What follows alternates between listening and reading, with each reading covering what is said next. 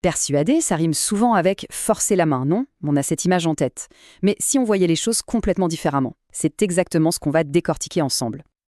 Alors, c'est parti. Pour commencer, attaquons-nous à cette fameuse idée qu'on se fait tous du mot vendre. En fait, la réalité, elle est assez surprenante. On est tous des vendeurs. Que l'on cherche à embarquer un collègue sur un projet, à présenter une idée à son boss, ou même à négocier une augmentation, eh bien près de 40%, quasi la moitié de notre temps au boulot, c'est de la persuasion. Du coup, la grande question c'est comment on fait pour être persuasif, pour être efficace, sans tomber dans le cliché du vendeur de tapis? Comment on reste authentique sans avoir l'impression de forcer les gens? Et la clé, en fait, elle est là. C'est un changement total de mentalité. Il faut arrêter de penser transaction et commencer à penser relation. On passe du vendeur un peu lourd qui fait son monologue au consultant moderne qui engage un vrai dialogue. On oublie la pression, on se concentre sur les solutions, on ne vend plus des caractéristiques, on parle de la valeur que ça apporte. Le but, ce n'est plus de conclure une vente à tout prix, c'est de créer un lien et surtout d'aider. Bon, maintenant qu'on a posé les bases, voyons le premier outil concret pour y arriver. Et ça commence par quelque chose de très simple.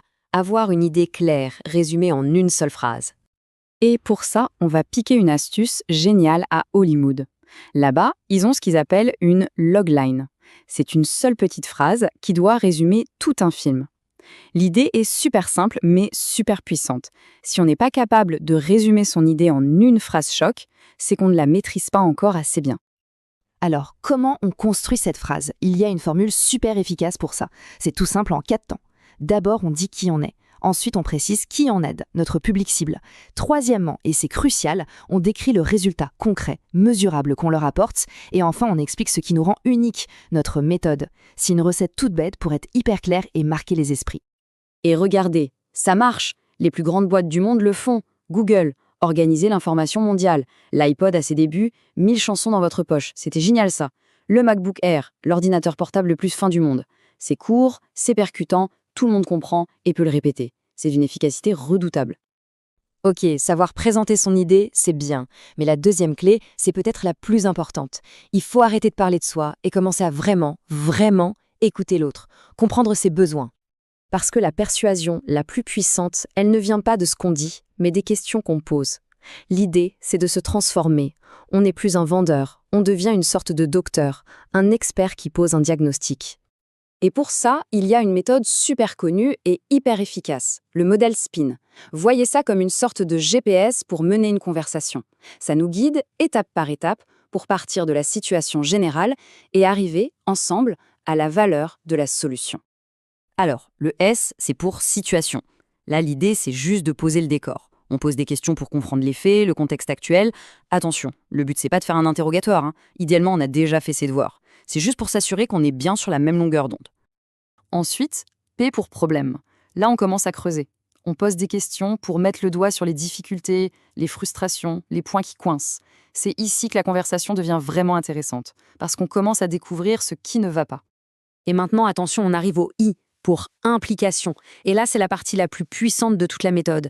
On va prendre les problèmes qu'on a identifiés et on va en explorer les conséquences. Et donc ce problème, quel impact il a sur...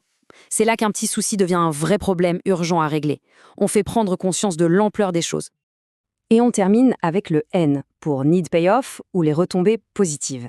Là, on inverse la vapeur. On demande « et si on réglait ce problème, qu'est-ce que ça changerait pour vous ?»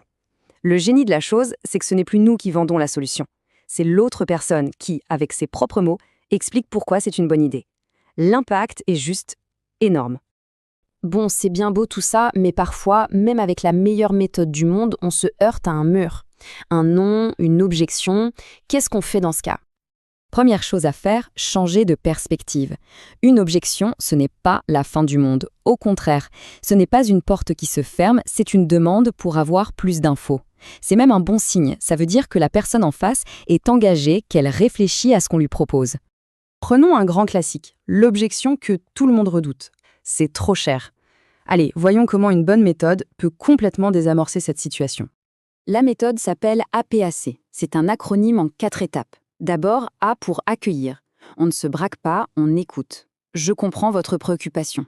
Ensuite, P pour préciser. On creuse. Quand vous dites que c'est trop cher, c'est par rapport à quoi exactement?